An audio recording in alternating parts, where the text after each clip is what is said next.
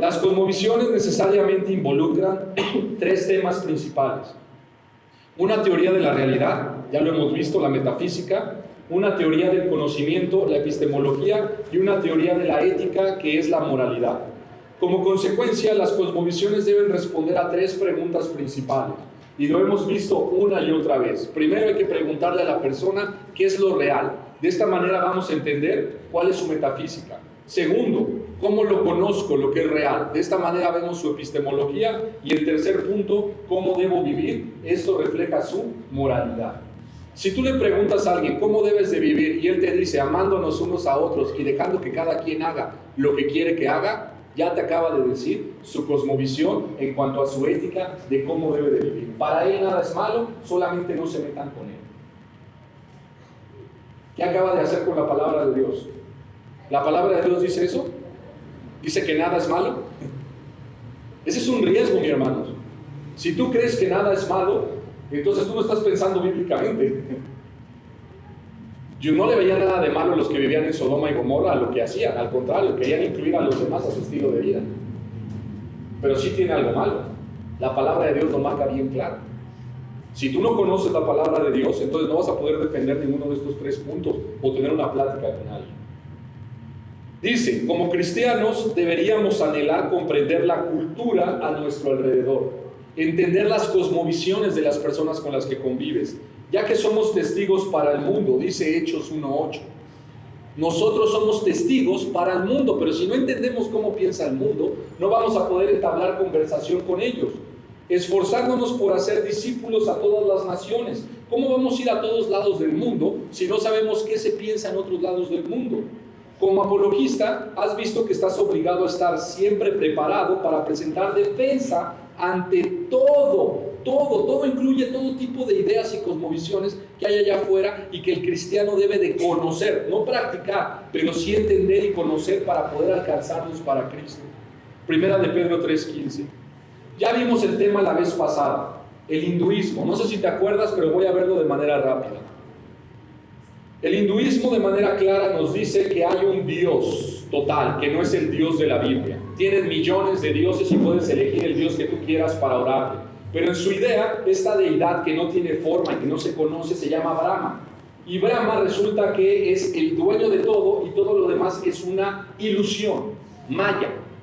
Entonces existe un Dios que ellos le llaman Brahma, que tiene multiplicidad de formas y todo lo que vemos, el concreto, la piedra, forma parte de esto. Y el ser humano son pequeñas chispas de este Dios que han tenido forma, pero que son dioses y no lo conocen y que forman parte de un todo. Es decir, la completa realidad es Brahma. ¿Y qué termina pasando con este tipo de ideas? Bueno, este tipo de ideas te hacen pensar de una forma contraria a lo que la Biblia dice, porque tienen otro evangelio. Estas ideas son las ideas que se dieron en el este de Asia y que empiezan a tener un origen aproximadamente de entre 2500 a 2000 años antes de Cristo. Para que tengas una idea, hace 2000 años antes de Cristo estábamos hablando acerca de ¿quién? ¿Qué personaje bíblico? De Abraham. Mientras Abraham estaba en Ur de los Caldeos, de este lado estaba empezando a surgir la idea del hinduismo. 1500 años, para ser exactos 1450, surge Moisés, pero el hinduismo ya empezaba a pasarse de generación en generación sin fundamento bíblico, sino con una especie de misticismo. ¿Y por qué es importante el hinduismo? Veíamos la vez pasada. El hinduismo es importante, mi querido hermano, porque el hinduismo es la tercera religión más fuerte del mundo. La primera religión es el cristianismo, que incluyen dentro de esto a católicos, a testigos de Jehová y a todo aquel que diga que la Biblia y Jesucristo fueron reales, los meten en un mismo saco. Nosotros sabemos que juntos pero no revueltos. Bueno, el mundo incluye que el cristianismo son 2.1 mil millones de personas, es decir, 2.000 millones de personas se dicen ser cristianas. De que se digan ser a que lo sean, el número reduce impresionantemente. Y sobre todo porque el versículo bíblico nos dice que la puerta a la perdición es ancha, pero la que es para la salvación, ¿de qué tamaño es? Y muy pocos la encuentran. ¿A poco ustedes creen que 2.000 millones van a encontrar esa puerta? Somos 7.000 millones de seres humanos en la tierra, mis hermanos. Y esto te dice que 2.000 millones son cristianos. Claro que no. Cristianos, hijos de Dios, convertidos de nuevo, salvos, son muy pocos. Y eso ni tú ni yo lo sabemos. Venir a la iglesia no es condición de que tú seas salvo. Condición de ser salvos, que des frutos y que tengas una vida transformada y que Cristo habite en ti, que te hayas arrepentido. Si tú estás aquí y no te arrepientes y sigues viviendo como viven los perversos de mente, yo cuestionaría que realmente tú eres salvo, porque la Biblia lo dice. No todo el que me dice Señor, Señor entrará al reino de los cielos, sino solo aquel que hace la voluntad de mi Padre. ¿Y cuál es la voluntad de mi Padre? La Biblia. Si no te levantas y te duermes en la iglesia y en la lectura de la Biblia, es muy difícil que entres dentro de lo que el canon dice que es realmente ser un cristiano. Pero yo acepté a Cristo y sentí bien bonito. La Biblia jamás habla de aceptar a Cristo, habla de arrepentimiento. Bien claro lo dice la Biblia. Y dice que hay que confesarlo con la boca y hay que continuarlo. De hecho, hay una disputa ahí entre los teólogos que dicen que hay 4 pasos rápidos para recibir a Cristo y salvarte. No, no es lo que tú haces, mi hermano. Es lo que Dios hace a través del Espíritu en ti, la convicción de pecado y el arrepentimiento. Por eso hay mucha gente confundida. Dice en la palabra de Dios que cuando estemos en el cielo habrá unos que estarán ahí que no pertenecen al cielo. Y Dios le dirá, ¿y estos de dónde vienen? Brincaron por la puerta, son salteadores, váyanse a donde pertenecen, ¿no? ¿Por qué? Porque Dios conoce a los suyos y los suyos le conocen. Alguna persona me decía, es como cuando vas a una fiesta y tienes un portero para entrar a la fiesta, ¿no? Tú quieres entrar a la fiesta y dices, yo conozco al cuate de la puerta y te deja pasar, ¿no? El punto es, si el de la puerta no te conoce, no vas a entrar, ¿no? No es tanto de que tú conozcas a Dios, es que Dios te conozca a ti. Y tú a veces crees que sí, que Dios te conoce, pero Dios no te conoce y te dice, ¿tú quién eres? Hacedor de maldad, vete de aquí. Recuerden que hay 2 cosas. Pasa siervo fiel y prudente, ¿no?, al gozo de tu Señor. Siervo malo y negligente, vámonos. ¿Te has preparado para ese momento? Si no, es tiempo desde ahorita, ¿no? Espero que sea un reto, no tanto una tristeza, ¿verdad? Si en la condición espiritual nos damos cuenta que nos falta pulirnos, adquirimos compromiso. Bueno, entonces estamos hablando de las religiones del mundo. 2.1 mil millones o 2.000 millones dicen que son cristianos. La siguiente religión son 1.000 millones, son del Islam. El Islam practica la religión de adoración a su profeta Mahoma y al dios Alá. Y muchos que están en Medio Oriente, en África, en Europa y llegando a América, por lo general tienen, en vez de iglesias o congregaciones, mezquitas. Son la segunda religión más grande del mundo, con muchos adeptos, dispuestos a dar la vida, a cometer actos terroristas en algún caso, inclusive pelear contra los infieles para poder ganarse el cielo a través de estas acciones, según su libro sagrado, que es el Corán, no la Biblia. Entonces ya entendemos lo que piensan aquellos que se dicen creyentes y que no viven lo que dicen ser. Yo me voy a salvar porque nací en una casa donde son cristianos. Mi abuelo era pastor, yo tengo un lugar ahí seguro.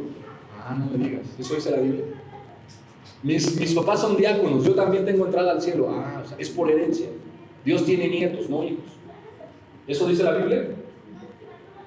Bueno, hay mucha gente que cree que porque está cerca de la gente, o porque vive, o porque va a los lugares, se va a salvar. Segunda parte, muchos creen que por adorar a Alá y por ser creyentes, musulmanes estrictos, van a entrar al cielo. Tercera persona, los hindúes, los que practican el hindú, 900 millones de personas en el mundo. 900 millones. Entre ellos ya llevamos casi el 50% de la población del mundo en esas 3 principales religiones. ¿Crees que es importante conocer las alternativas de forma de pensar de otras personas? ¿Qué es lo que creen para poderlos traer a los pies de Cristo? Diariamente se están muriendo muchas personas sin conocer el Evangelio. Y una responsabilidad tuya y mía es vivirlo y alcanzar a esas personas. Y todo aquel que nos pregunte por qué creemos en Cristo y en la Biblia.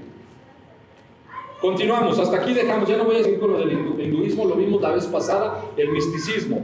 Vamos a entrar a la siguiente corriente y siguiente pregunta que era de tarea. ¿Cuáles son algunos temas claves que debes comprender al estar tratando con aquellos influenciados por el conductismo?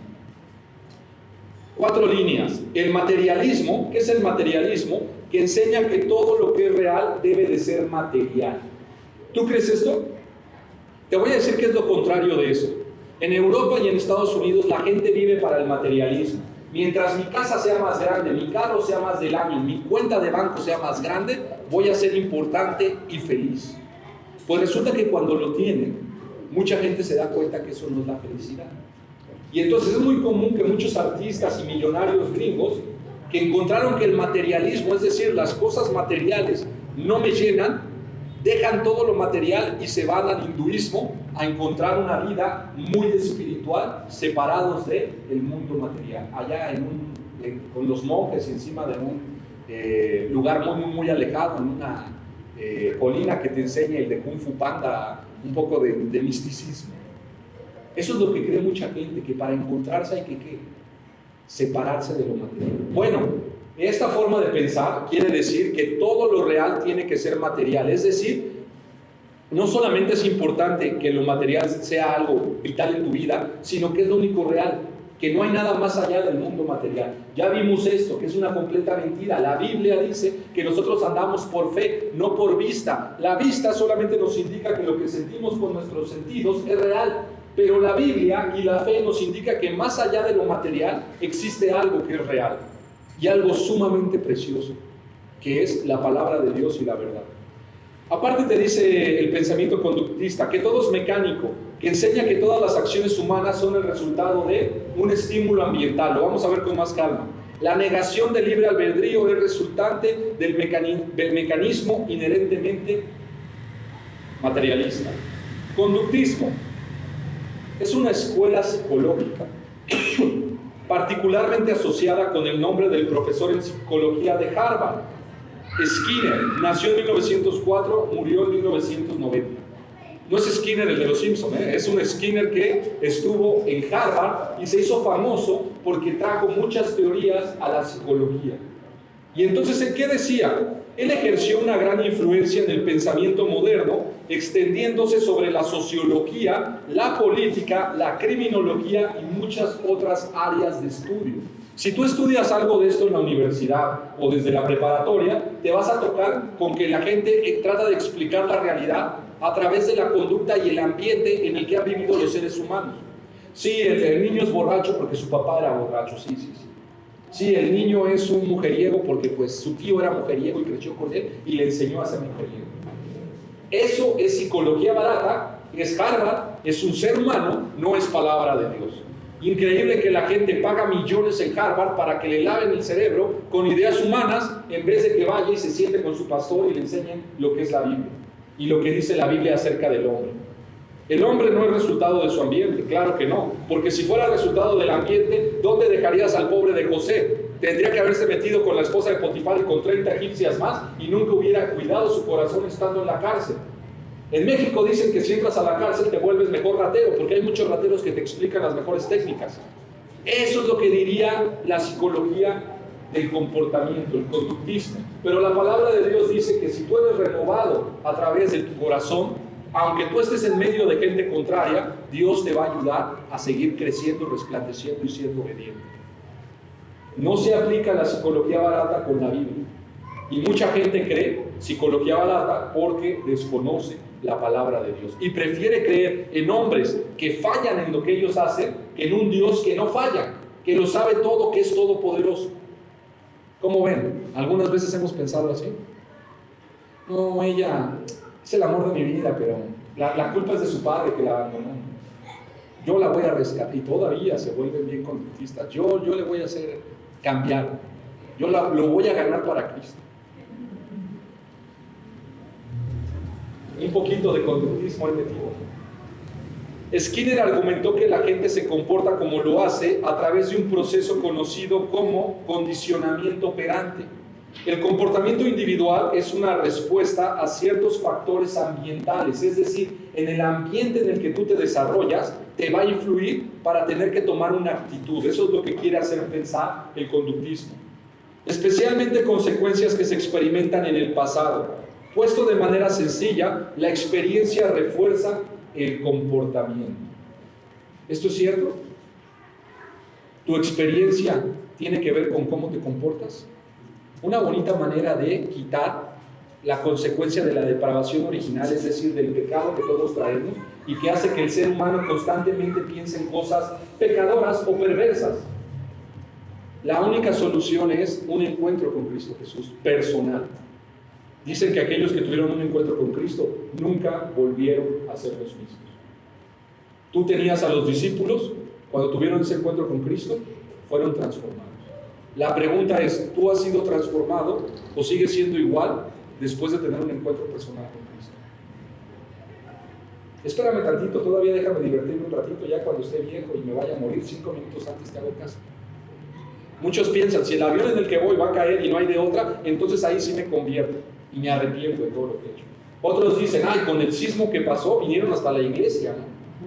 Pero pasa el sismo y regresan a su estilo de vida. Que no se engañen, no funciona así, la Biblia es muy clara en ese canal.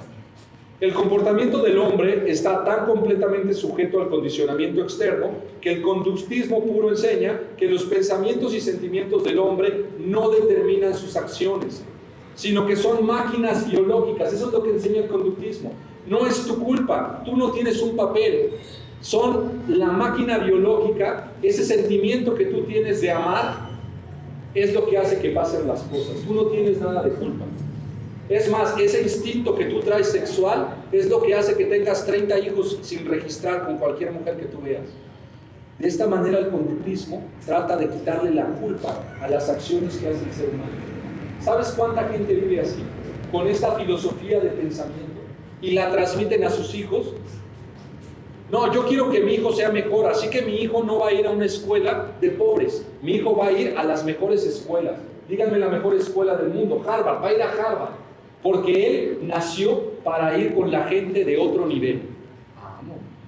Eso es lo que dice la Biblia, que tienes que ir con los sabios para poder ser gente de otro nivel. O te dice que escogió de lo que nadie había seleccionado para humillar y hacerles ver la ingratitud de mente de esa gente selecta de Harvard y todos estos lugares. ¿A poco de ahí salió Jesucristo?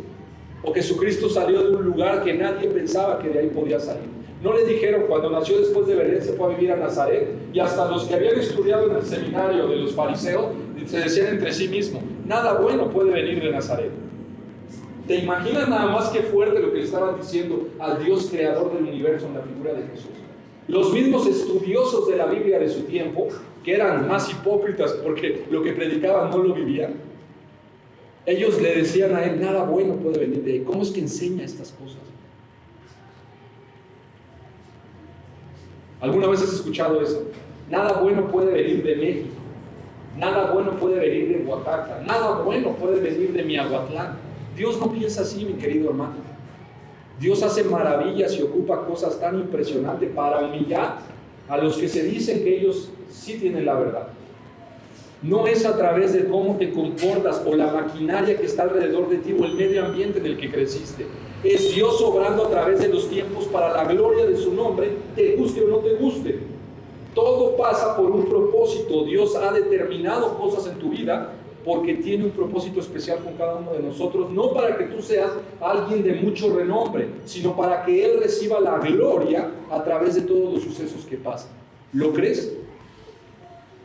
Primero tenemos que tener humildad, porque el humanismo nos enseña que nosotros somos lo más importante. Si tú creciste con esto y en tu casa te dijeron una y otra vez, es que tú eres el más guapo, eres el más inteligente, eres lo mejor, déjame decirte que después de tu papá, tu mamá, tu abuelita y tu tía, pues los profesores y la escuela y la gente no opinan lo mismo, son muy duros y muy hirientes. Pero Dios no opina lo mismo que tu mamá y que la gente de allá afuera. Dios en la palabra te dice que Él te ve como una situación especial, un alma que vale la pena rescatar y que vale la pena dar su vida por ti. Pero no porque tú eres lo más importante, sino porque Él te tiene gracia, amor y sabe que tú mismo en tu condición te vas a ir hundiendo más y más y más. Hay mucha gente que dice, pero si Dios me selecciona a mí, entonces yo soy lo más importante. No, porque tú no hiciste nada para que Él te seleccionara. Él te seleccionó porque Él tiene un propósito que tú desconoces, pero que Él sabe qué es lo que va a tener que ocurrir para la gloria de su nombre. ¿O creen ustedes que cuando estaban muriendo los profetas, unos aserrados, otros apedreados, otros quemados, como dice la Biblia, muchos de ellos, dice la tradición, que inclusive unos en aceite hirviendo, que ellos pensaban que eran lo máximo? No tenían esa concepción de sí mismos los cristianos, eran siervos del Dios Altísimo y se sentían humillados cada vez porque no habían hecho nada para ganarse ese privilegio. ¿Te sientes así? ¿O tu ego anda por acá? ¿Eres conductista o eres cristiano? ¿Sabes cómo hablar con la gente que le echa la culpa de todo a las circunstancias?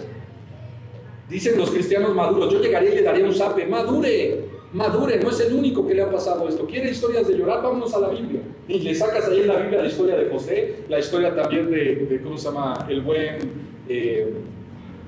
Pablo y de otras personas que la sufrieron. Y van a ver cómo, comparados con aquellas personas que narra la Biblia, tú y yo vivimos vidas que ellos jamás hubiesen imaginado. Comida caliente, una camita donde vivir, un techo, algunos con internet, otros con celulares, con tenis Nike, Adidas, con viajes, con vacaciones, con escuelas, saben leer y escribir. ¿Verdad que vivimos mucho mejor que muchos que vivieron en la Biblia y antes? Y aún así, no hemos dado lo que Dios nos ha dado en amor para nosotros. Quedamos a deber a nuestro Creador, ¿cierto o falso? ¿Preguntas, mis hermanos, hasta acá? Bueno, entonces, el conductismo es aquella ciencia psicológica que trata de explicar que tú no tienes la culpa, sino que todo es cuestión del medio que te rodea y tú eres un resultado como tipo máquina de todo lo que pasa. Esto le quita al individuo toda la responsabilidad de sus acciones, mientras que la Biblia es un evangelio altamente ofensivo a las personas, porque lo primero que te dice la Biblia, eres pecador y necesitas de un salvador. Tú sales aquí y le dices a la gente, usted es pecador y necesita un salvador, y se va a enojar contigo, te va a sonreír, te va a decir, gracias por traerme esta noticia para que yo entienda que mi modo de vida me va a llevar a la desgracia. O te sacan la pistola y te dicen, no vuelvas a venir aquí, por favor, déjame seguir viviendo como yo quiero vivir. Yo no soy, lo que yo vivo no es consecuencia de lo que yo hago, sino es consecuencia del ambiente en el que crecí. Traigo un dolor tan fuerte porque mi abuelo era una persona tan mala que estoy amargado por eso. Yo era una inocente criaturita, pero me marcó mi abuelo, mi exnovia, mi tercera mujer, lo que ustedes quieran, y la gente se excusa en todo lo externo, excepto en su condición espiritual interna. No reconocen que la Biblia dice que fueron concebidos en pecado y por lo tanto traen la perversión en las venas. ¡Wow! Esta visión del hombre lleva esfuerzos por controlar el entorno del hombre para poder manipular comportamientos deseados. Si alguien es conductista, entonces va a decir, entonces el problema es que el ser humano es corrupto. Vamos a controlar todo para que no sea corrupto. Miren, vamos a poner a un candidato que él no es corrupto y él sí va a meter a la cárcel a todos los corruptos y ¡tarán! Ya no va a haber más corrupción. Que el problema es la salud, vamos a hacer más hospitales, vamos a hacer más médicos para que ya no haya enfermos.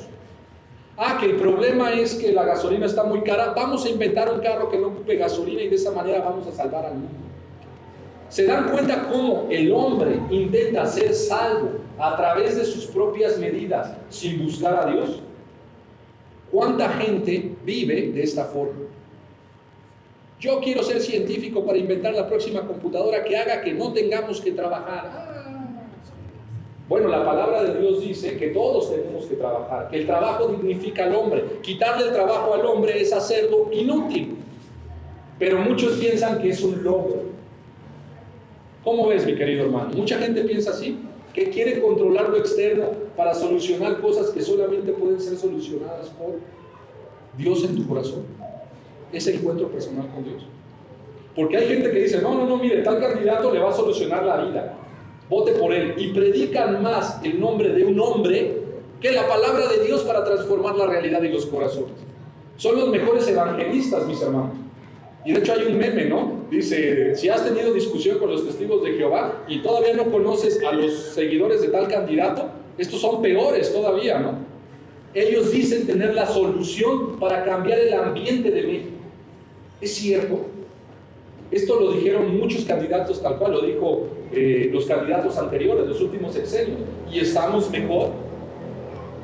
No les basta esta prueba para entender que no es el ambiente lo que hay que modificar, sino que el corazón. Bueno, ya sabes entonces cómo platicar con alguien y llevarlo a la palabra cuando te des cuenta que su forma de pensar es conductista. Continuamos.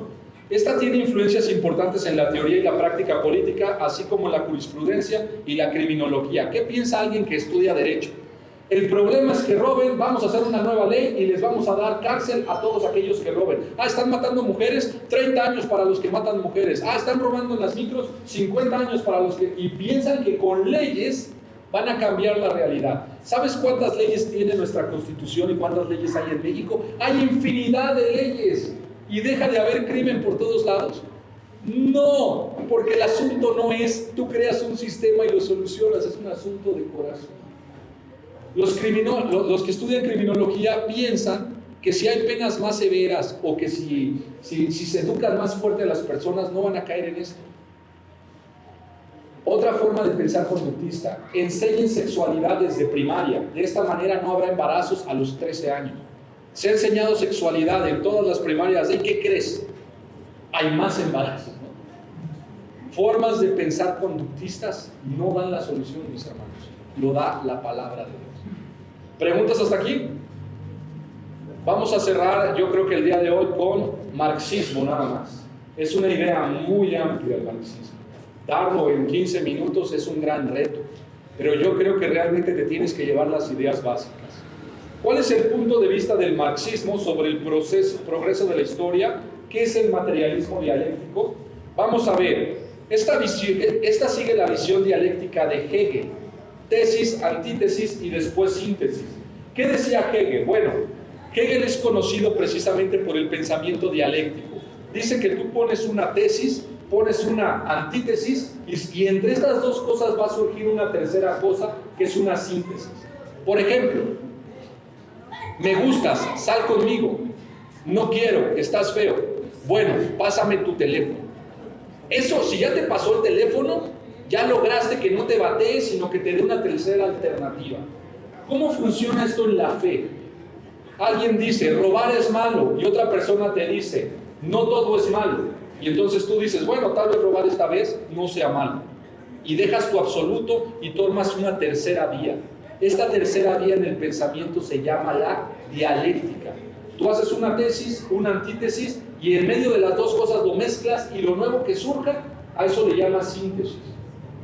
Esto lo hizo Hegel, y hasta la fecha se sigue implementando en los gobiernos a nivel mundo. Por ejemplo, la gente dice, yo soy libre y mi libertad nadie me la puede quitar.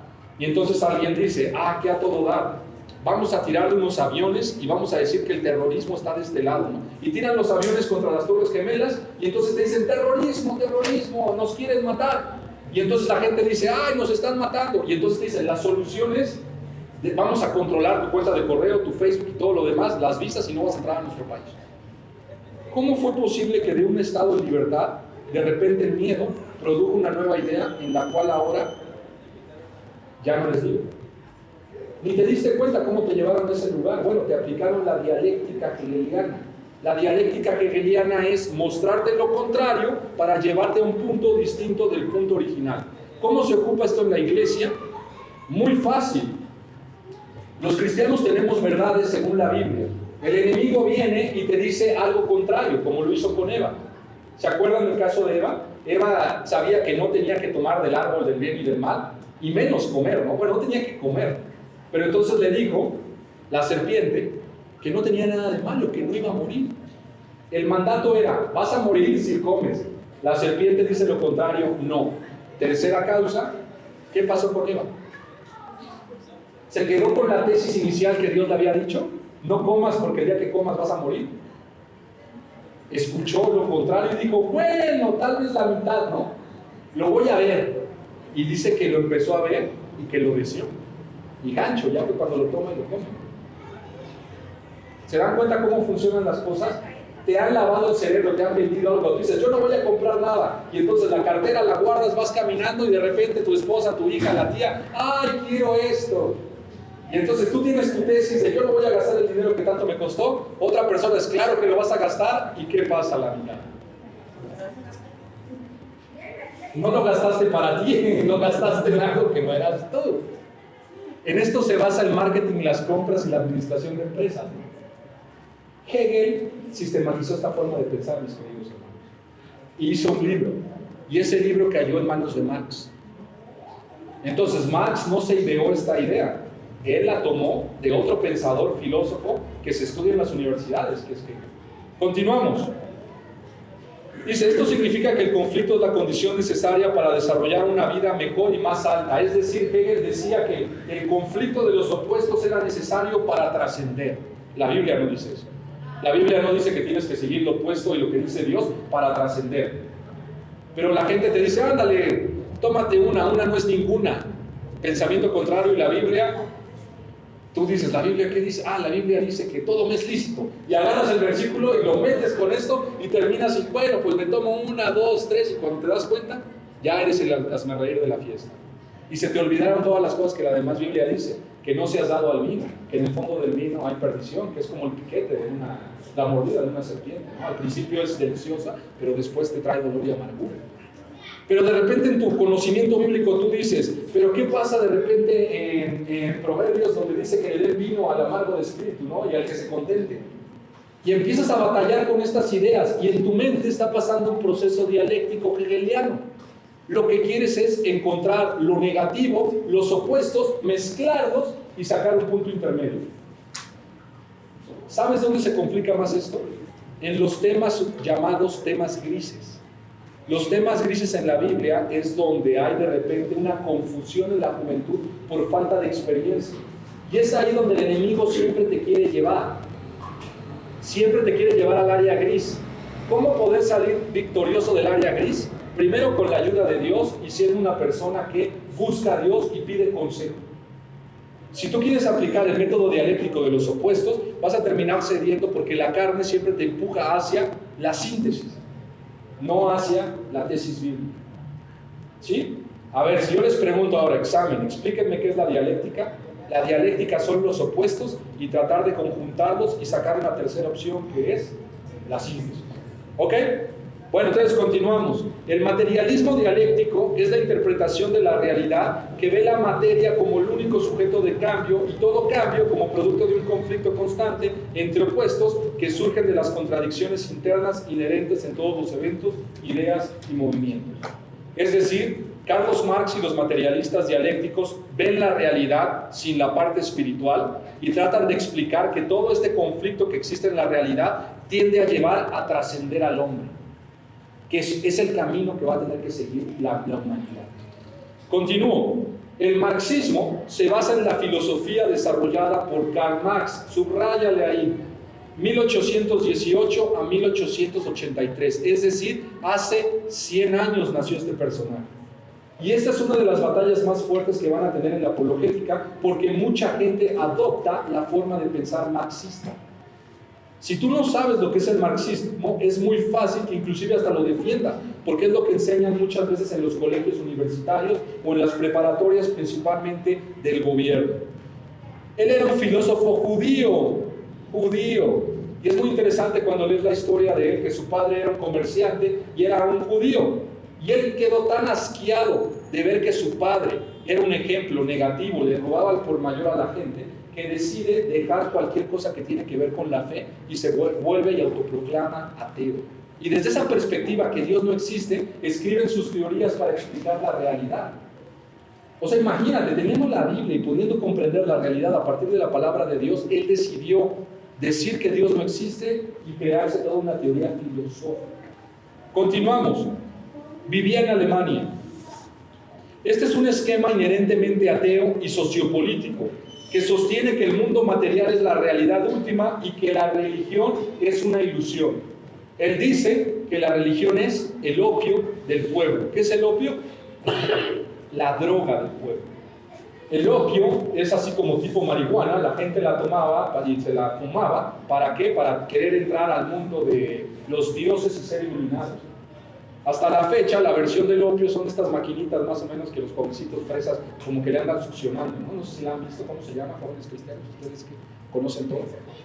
Son como unas maquinitas así que le inyectan un poco de humo. Como la que ustedes tienen en su casa. Bueno, esa versión, esa maquinita surgió desde la antigüedad y lo ocupaban en Asia a través de fumar opio. Bueno, Marx dice de manera déspota y hasta un poco grosera que todos aquellos que siguen una religión o una fe es únicamente porque quieren seguir. Son como unas maquinitas así que le inyectan un poco de humo.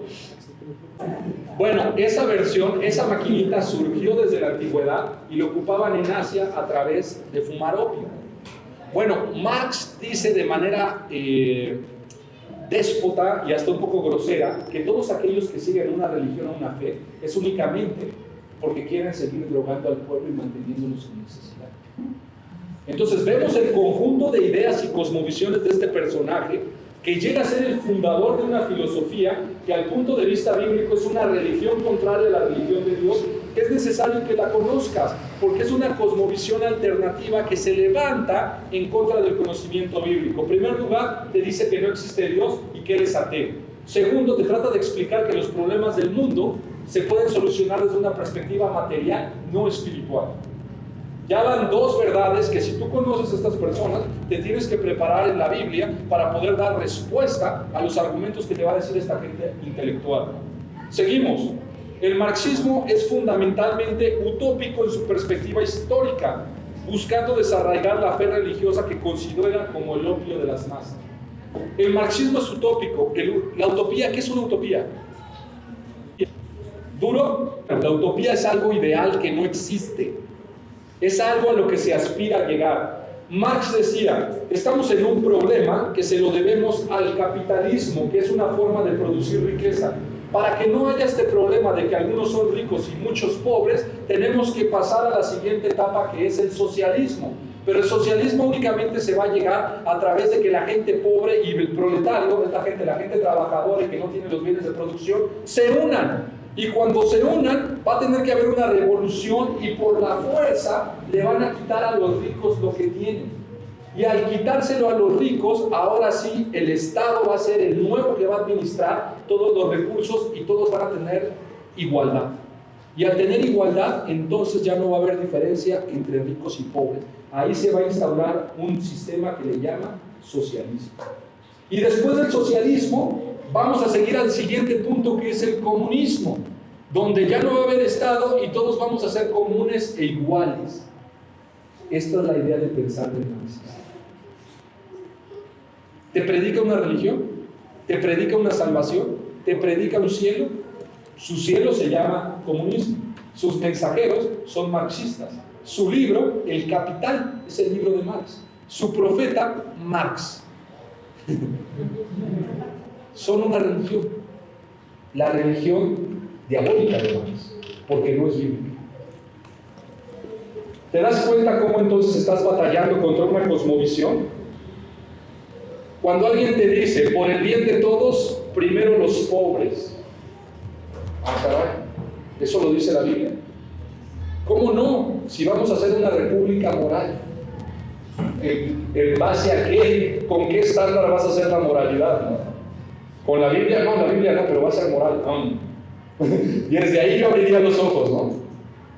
¿Te das cuenta cómo quieren salvar a la gente a través de ideas humanas? Vamos a continuar con otra idea. Marx, aparte de hablar de, ya vimos la dialéctica, ya vimos su esperanza en el futuro que se le conoce como comunismo, es un ideal utópico. El siguiente punto que marca él es que dice que la sociedad se divide en dos clases. Únicamente se divide entre proletariado y burguesía. El proletariado es todo aquel que únicamente puede vender su fuerza de trabajo, es decir, su tiempo, mientras que la burguesía son los dueños de los, le llaman, déjame acordarme, dueño de los medios de producción. Los medios de producción son la tierra, el trabajo, mano de obra y el capital. Estas tres cosas, si alguien las tiene, es burgués, no proletario. Y en los cursos siempre se les pregunta, a ver, ¿alguien de aquí tiene capital en dinero y en edificios o en máquinas? No, no tenemos. ¿Alguien de aquí tiene tierras? No, tampoco tengo tierras. ¿Y alguien de aquí tiene empleados? No, tampoco. Entonces no eres burgués, eres proletario, según Marx. Y Marx, después de hacer esto y enseñarle a la gente que eran proletarios, les dice, únanse todos los proletarios del mundo en contra de los burgueses, porque ellos sí tienen tierras, tienen dinero, tienen máquinas, tienen gente que les trabaja y son millonarios y disfrutan su tiempo. No son iguales. Y quiero que entiendas esta parte de su razonamiento. Lo que hace Marx aquí es dividir a la sociedad y le llama esto la dialéctica. Es decir, hay ricos y hay pobres, hay burgueses y hay proletarios. Y entonces él se inventa un concepto para explicar lo que pasa que le llama lucha de clases. Y él dice, la clase proletaria y la clase burguesa están en constante conflicto todo el tiempo. Y esto gira a través de la historia, y esto nos va a llevar al socialismo, al comunismo y al cielo en la tierra, ¿no? Casi. Y mucha gente se lo cree. Pero para que la revolución funcione, mi querido hermano, necesitamos unirnos. Bueno, mis hermanos, esto no funcionó en los lugares que lo intentaron llevar a cabo. Se intentó llevar a cabo en Rusia, surgió Stalin, bueno, antes de Stalin surgió Lenin, luego Stalin y ahorita la Rusia que tenemos, y no funcionó. No funcionó tampoco en Cuba cuando lo intentaron implantar, no funcionó tampoco en Venezuela, en China tampoco está funcionando, y si funciona pues tiene sus consecuencias muy fuertes. Como cristianos tú no puedes estar dentro de la lógica marxista, porque estás sirviendo a otra cosmovisión, mi querido hermano. Es muy importante me interesa mucho este tema porque hay muchas personas que compran la idea marxista y le dan el tinte bíblico. Jesús fue el primer marxista porque vio por los pobres. ¿No te dicen eso? Ten cuidado. Cuidado, es hasta te dicen, mira, la figura de Che Guevara, el Bayá de Cochino, se parece a Jesucristo marxista, ¿no? En América Latina el marxismo ha tenido muchísimos adeptos. Pero ¿sabes por qué? Porque el marxismo se ha multiplicado el conocimiento, porque es lo que te enseñan en las escuelas públicas de gobierno. Obviamente tú vas a la escuela pública y ya vimos este tema. ¿Te van a enseñar Biblia en la escuela pública? ¿Qué te van a enseñar? A veces ya le quitan la idea del marxismo y te lo cambian por otras ideas, pero es lo mismo revolcado. Por ejemplo, el marxismo no funcionó con los trabajadores. Cuando se intentó llevar a cabo, se cayó el muro de Berlín en 1989 que marcaba el socialismo duro. ¿Y qué terminó pasando? Se supone que llegó el capitalismo. Todo es una lógica que tienen que estudiar con más tiempo, no nos va a dar tiempo en 5 minutos. Pero lo que termina pasando, mis queridos hermanos, es que cuando alguien habla de marxismo y habla de estas ideas, uno tiene que tener bien en claro que dejan a Dios fuera. Dios te dice que eres el que controla la historia, no el ser humano controla la historia. Ya no se habla a veces de marxismo, pero ahora se habla de feminismo, de ambientalismo, de animales, ahora se habla de grupos de homosexuales y ahora se habla de varios grupos sociales. ¿Y qué es lo que buscan? Todos estos grupos no se están uniendo en el nivel mundial. ¿Y a quién le van a hacer frente en un futuro? Así es. Bajita la mano cambió la estrategia hace 40 años y como no funcionó el pobre y el rico para tumbar el sistema a nivel mundo, ahora están sacando movimientos sociales que apelan a lo mismo, a tirar el orden que existe y se están fortaleciendo. Cada vez tú vas a darte cuenta que el 8 de marzo, el Día de la Mujer, las mujeres, todos obviamente amamos a las mujeres porque la Biblia dice que tenemos que amarlas como vaso frágil y tenemos que cuidarlas. La Biblia es fuertemente, le da su lugar a la mujer. Pero los que abusan de esa parte se les llama feministas. Es decir, ahora soy mujer, me quiero comportar como hombre. La Biblia dice que la mujer se comporte como hombre. Eso no es un comportamiento. Y luego dice, y encima quiero subyugar al hombre. Bueno, no es cierto, hermano Oscar, eso no. No. Bueno, yo nada más quiero ver unas películas de 10 años para acá. Las protagonistas son puras mujeres y salvan a la humanidad. Mientras que el hombre Dios habla con la cabeza, que es el hombre. Los hombres cada vez son más relegados, y ya se los expliqué. Con los Simpsons y todas estas series empezó este proceso. El hombre empezó a ser visto como alguien torpe, como un número Simpson, y la niña genio era Lisa. De tal manera que la mujer empieza a empoderarse. ¿Sabías tú que esta era la misma circunstancia que se vivía en Grecia y en las iglesias donde predicaba Pablo? El paganismo que se vivía ahí es porque había sacerdotisas y las sacerdotisas tenían el control. Estamos regresando a estos tiempos, mis hermanos. ¿Por qué? Porque la cosmovisión contraria a la Biblia es la misma. O sea, solamente disfrazada con distintos nombres, ¿no? Pero es importante que ustedes con la Escritura tengan esa sabiduría de poder diseccionar. Dice la palabra de Dios en Crónicas, si no me equivoco, habla de los hijos de Isaacar. Que los hijos de Isaacar eran entendidos en los tiempos. Y que los hijos de Israel venían a los hijos de Isaacar para recibir consejo de lo que tenían que hacer. Es decir, era gente que Dios les había dado un don especial para poder estudiar las Escrituras y dárselas como sabiduría para que se dieran cuenta de los tiempos en los que estaban viviendo. Mis queridos hermanos, así es esta iglesia, como los hijos de Isaacar, que estudian, que observan, que conocen, para no ser llevados por engaños que se están tramando desde las tinieblas. O nos vamos con el engaño. Bueno, el marxismo no es tan fácil de explicar en esto. Para estudiar a Marx, nada más quiero dejárselos de tarea. Marx escribió una obra que se llama El Capital, la dividen en 3 tomos. Más o menos en las licenciaturas en economía de las escuelas, universidades de gobierno, lo estudias durante 6 o 7 semestres de la carrera. Y tienes que estudiar todo Marx y pensamiento marxista. Obviamente estos economistas cuando salen y trabajan en gobierno, van a tomar los principios económicos de la Biblia o marxismo puro y duro. Pues la mayoría aplica marxismo. Políticamente aplican marxismo. En la iglesia algunos aplican marxismo. Es importante entender lo que hacen los hombres para conocerlos y saber en qué punto se oponen a las escrituras y con Biblia en mano poderle dar batalla y cortar todo argumento que no sea bíblico. Se los he dicho una y otra vez. ¿Realmente el rico y el pobre están en conflicto? ¿O qué dice la Biblia del rico y el pobre? ¿Quién los creó? Entonces ahí está el primer versículo. Perdóname, Marx, pero no están peleados. Dios hizo a ambos. ¿Y por qué hizo a ambos? A ambos les va a pedir cuentas y ambos funcionan para la gloria de su nombre. Quieran o no, tanto el rico le va a dar cuentas a Dios como el pobre. Nadie se escapa. Bueno, Marx tenía la idea de unir a los pobres y dejar de que hubiera pobres. ¿Eso dice la Biblia que va a dejar de haber pobres? Eso es todo, otra cuestión más. ¿Quién dijo eso? ¿El hermano Tyrion? Jesús. Cuando se acuerdan que vino una mujer y quebró el perfume y se lo echó en los pies, y de repente Judas, que iba a la primera iglesia bautista de Nehuatlán, ¿qué pasó? No se gasten el dinero en eso.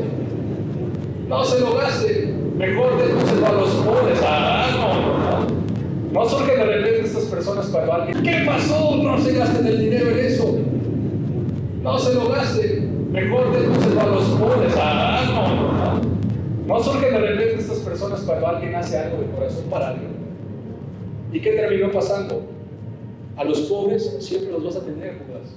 Pero a mí, esta mujer va a ser recordada. Y no se predica el evangelio, aquí no está siendo recordada y se cumple la palabra de Dios. En cambio, Marx, bien muerto, y él que no quería que hubiera negocios y estas cosas, resulta que su tumba, hoy estaba viendo una foto, cobran 15 euros por irla a ver, ¿no? O sea, alguien dijo, ándele, ¿cómo de que no me voy a hacer rico con Marx? ¿No? Así de ridículo, ¿no? O sea, recuerden lo que les dije al principio acerca de los que se rebelaron y quisieron hacer la Torre de Babel. Casi siempre aquellos que se unen para que tener un gran nombre, terminan teniendo un gran nombre, pero de burla a través de la palabra de Dios. La Torre de Babel, que nunca se terminó de construir, fue un gran recuerdo para toda esa gente del fracaso que tuvieron. El monumento al fracaso, ¿no? Porque ellos aspiraron a construirse un gran nombre. Pero Dios es quien le da honra y gloria a quien quiere y como quiere. Ahora, Marx llegó también para dar una batalla fuerte en esta época. Y voy a concluir nada más con esta parte. El marxismo es fundamental en su perspectiva histórica. Ya es hora, mis queridos hermanos. En la cosmovisión materialista de Marx, el amor humano y la fe son triviales, mientras que la explotación competitiva controla la conducta de hombres y sociedades. Otro concepto de Marx, la explotación. ¿Has escuchado esto? En mi trabajo me explotan. ¿Qué es explotar a alguien? Es pedirle que haga mucho y pagarle 20 pesos. Eso es explotar, porque tiene que estar trabaja, y al final cuando va a cobrar 20 pesitos. Pero mañana llega más temprano, porque si no te damos 15 pesos. ¿Está mal explotar a alguien? El obrero es digno de su salario, muy bien. No le retendrás el pago, también dice, ¿no? O sea, hay leyes económicas bíblicas que si tú la lees, la Biblia es profundamente económica. Pero, ¿qué pasa cuando la ley dice que el salario mínimo que le tienes que pagar a una persona son 88 pesos el día? Y tú contrataste a una persona que tenía necesidad, lo pusiste a vender rebanadas de pizza y no vendió ni 2 rebanadas. Tú le tienes que pagar 88 pesos. Al siguiente día no vendió nada y al siguiente día no vendió nada. Y ya después de la semana te das cuenta que no le compran. Entonces tú hablas con él y le dices, ¿sabe qué, mi querido hermano? Hay de dos. O le bajo el salario a 40 pesos y le sigo pagando una semana más, a ver si algo vendo. o ya no tiene trabajo. ¿Cómo? Me está explotando mi hermano. Me dio trabajo una semana y la siguiente semana no, que voy a alimentar a los chiquitos. Dios es justo. No está actuando el dueño con justicia en ese momento. ¿Tiene la intención de explotarlo o le está diciendo la verdad? Un tema bien interesante en la Biblia es cuando la parábola, bueno, la parábola, es la historia que cuenta Jesús cuando contratan a las personas para ir a trabajar, ¿se acuerdan? Ahí viene bien claro la parte. Nada más quiero que vean a ver si nosotros somos como la sociedad marxista mexicana o somos bíblicos. Dice que sale el dueño del negocio a buscar trabajadores y se lleva trabajadores. Y se agarra unos cuantos y les dice que les va a pagar el pago de un día, ¿no? Pero la obra era mucha y luego sale y va a mediodía y contrata a otros, ¿no? Y se los lleva a trabajar y luego al final, ya casi para terminar, 15, 20 minutos antes, va por otros y se los lleva. Y al final les toca pagarle a todos. Los primeros se sintieron explotados marxistamente. Yo le pondría el marxismo en la iglesia, en el corazón. Oye, yo trabajé más. Ellos trabajaron 15 minutos y yo cargando cemento desde las 8 de la... No inventes. Me quemé y esto y bla, bla, bla. Eres injusto. ¿No le están diciendo eso? ¿No le dices eso al patrón? Oiga, mamá, súbame el sueldo, me explota. ¿Qué ole? No acordé yo contigo que te iba a pagar tanto. ¿Por qué te enojas que yo también haya acordado? ¿Acaso mi bondad hacia otro te molesta? ¡Oh, al hígado, ¿no? Ahí, Biblia Power, ¿no? ¡Ah! 12. Gancho al hígado de tu padre. Y entonces, ¿qué le dijo la versión de Miahuatlán? Es que la Constitución dice que me tienes que pagar seguro social, vacaciones y esto, y no me alcanza. Y aparte me tienes que subir el salario. No, yo acordé contigo tanto. El dinero y los negocios, mis hermanos, se hacen por acuerdo, no por lo que el Estado marxista dice. Porque el Estado puede decirle que le tienes que pagar 1,000 pesos el día para que coman, pero si el negocio no saca, es irreal lo que está pasando. La Biblia jamás dice que el gobierno dicta los salarios, pero nuestros salarios nos los dicta el gobierno y la Constitución. Hacemos más caso a hombres que a las verdades económicas bíblicas. Y por lo tanto, Marx da más sentido a nuestras vidas muchas veces que la palabra de Dios. Una pequeña, nada más, historia económica. Más adelante, si nos da tiempo, estudiaremos economía bíblica, que es muy amplia y que nos da mucha sabiduría para no cometer errores en nuestro día. Bueno, mis hermanos, entonces, terminamos con el marxismo. Los marxistas, por tanto, creen que la historia es el relato de la lucha entre hombres. La Biblia dice que es la lucha entre hombres. En la iglesia debe de haber luchas. Es la lucha entre quiénes y quiénes.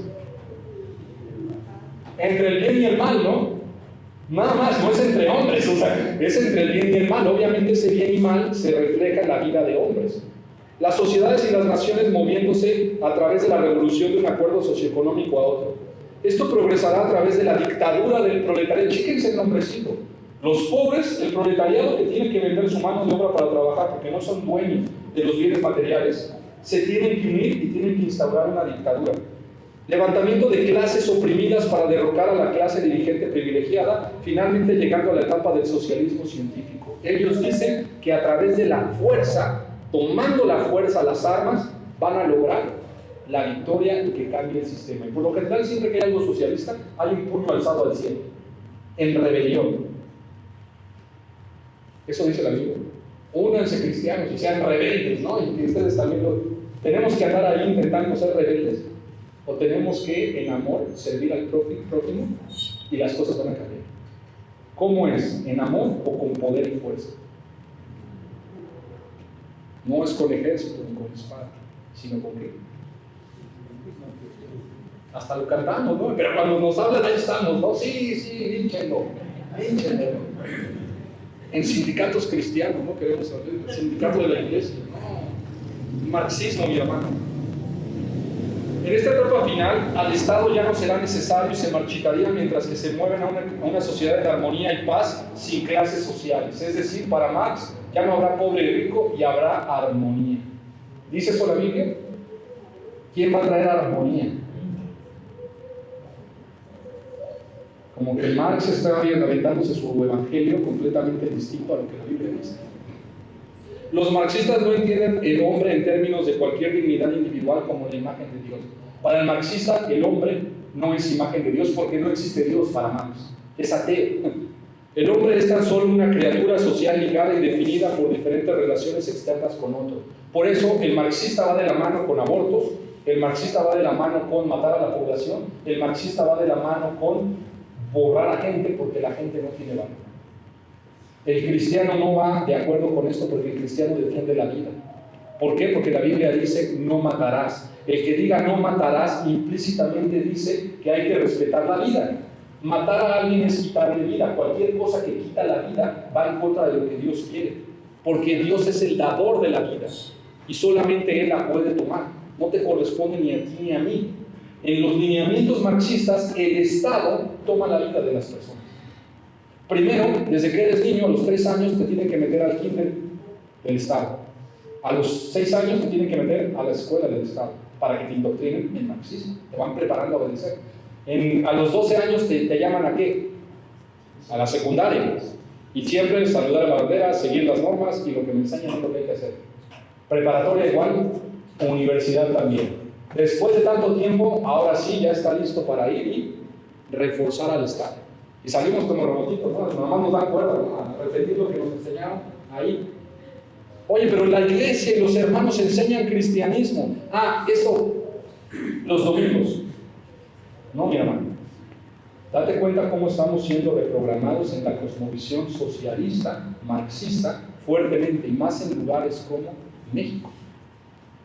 Si tú has tenido que estudiar esto en un programa de estudio y has sido indoctrinado ideológicamente, tu cosmovisión entonces ha cambiado sutilmente. Pero ese pequeño cambio, a la larga, es como un grado.